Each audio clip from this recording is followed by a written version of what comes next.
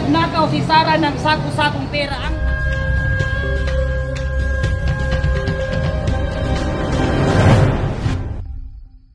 Ano po ba sir masasabi mo itong patawag niya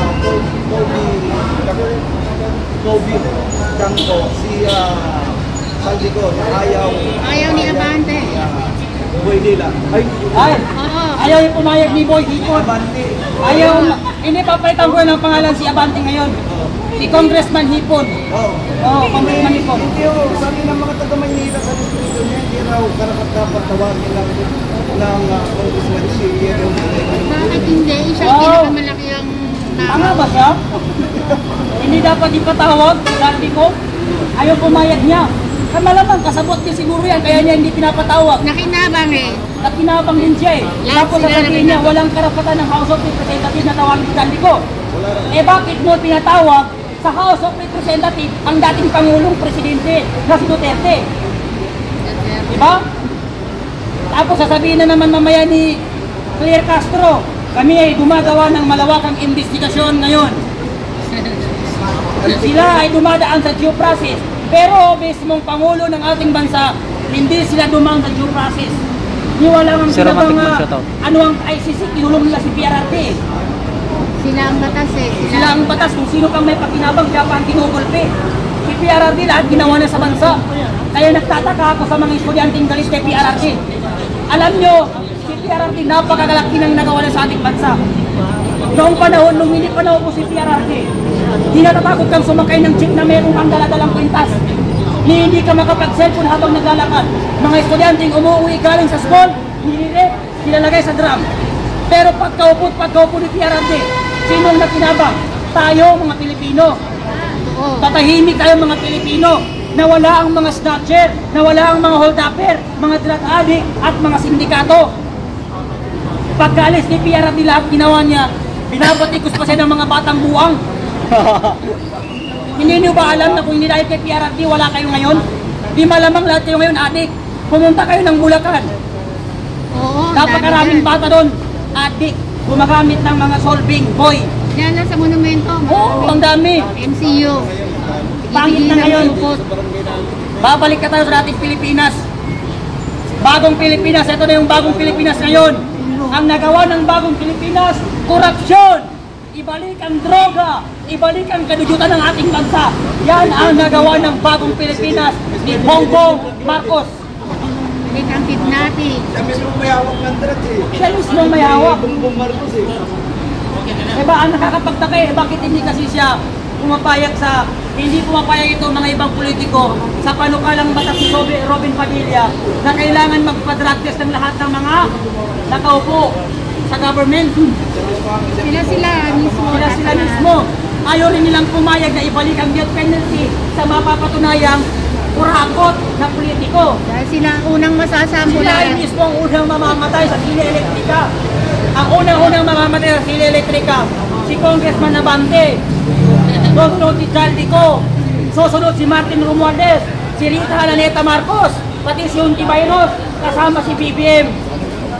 Dapat ilagay sila sa sila elektrika.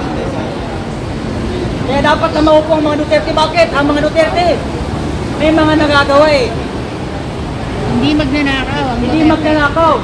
Akalaan mo, inimbestiga nila 125 million lamang. Samantayan yung kay Saldico na budget na ninakaw niya 500 billion. Kay Martin Romualdez naman 500 billion. Bakit hindi ipinatawag sa House of Representatives? At bakit hindi inimbestigahan ni Senator Risa Ontiveros? Oo, taga-Papa Henry. Pagyabon mo nung mga kabidyon. Samantala. Mo dun sa ano siya, yung nag-apply sa ombudsman. Si ano yan? Narinig ko kasi yung Remulla. Si Remulla na gusto niya ang hawakan ng ombudsman. Kasi alam niyo na, kasi ang unang hindi ako nakakalimot, gusto niya magpapalitan sa Comelec. Papalitan niya si pero si George Garcia. Ito nga lang, gusto niya kasi siya ang hawak sa lahat ng butante. Ngayon, ang papanalo nila lang, gusto niya. Ngayon, hindi nung gusto ang plano na yon. Ngayon naman gusto niya magpa-appoint sa ombudsman. Tanga para daw mas mapabilis ang impeachment kay BP Sara. Napakawalang hiya ng mga yan. Bakit sila sumusuway sa Supreme Court? Ang Supreme Court mismo ang nagsabi na itigil at ibasura na ang impeachment kay VP Sara.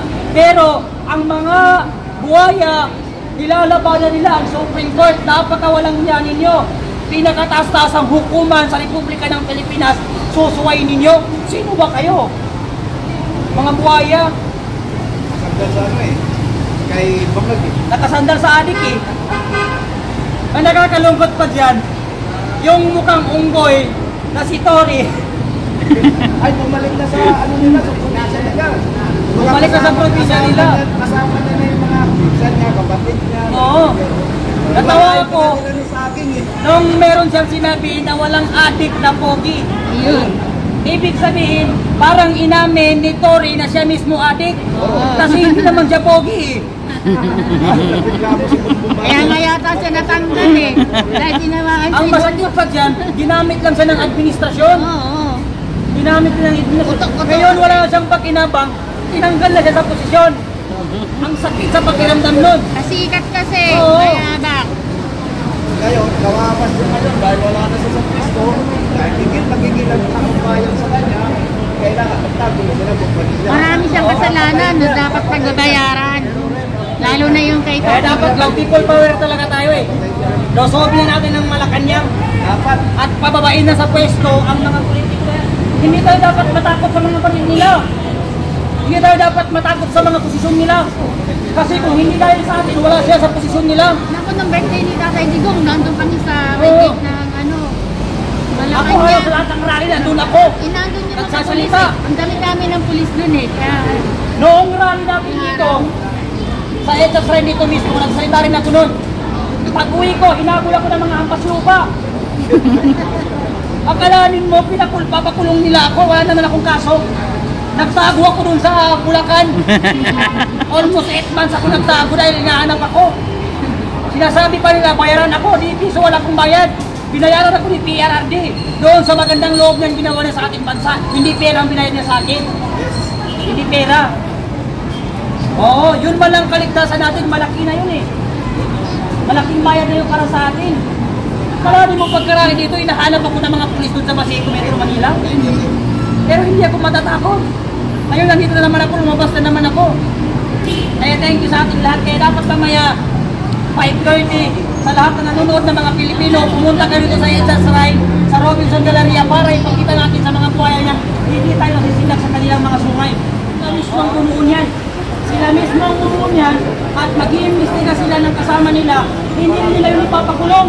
alam mo, Oo. sila magiging sarili. Hindi nila yung ipapakulong kaya hindi ako maniniwala sa quadcom na yan. Yan, quadcom na yan. Wala. Maniniwala po ba kayo sa kasabihan na ng investigasyon na ay patong mo lang pa? Tama, totoo naman. Totoo naman yan eh. Totoo yan. Alam mo kasi, ang hindi ko lang kasi nagustuhan sa itong quadcom na ito, hindi sila patas eh. Talagang hindi. Kung mag-imbestiga sila, hindi sila patas. Nung una, pinapatawag ang mga DDS vlogger, tama. Kasi ayaw nila ng fake news. Tapos, ang tanong, bakit yung siraulong TikToker na vlogger ng loyalistang si Francis Balahura, hindi nila ipinapatawag sa House of Representatives? Hindi ba fake news yan? Fake news yan kasi palagi nang sinasabi na nagnakaw si Sara ng sako-sakong pera. Ang tanong, saan pinunta ni Sara ang sako-sakong pera? Magpakita ka ng ebidensya, Francis Balahurang mukhang adik na hampas lupa ng ebidensya mo.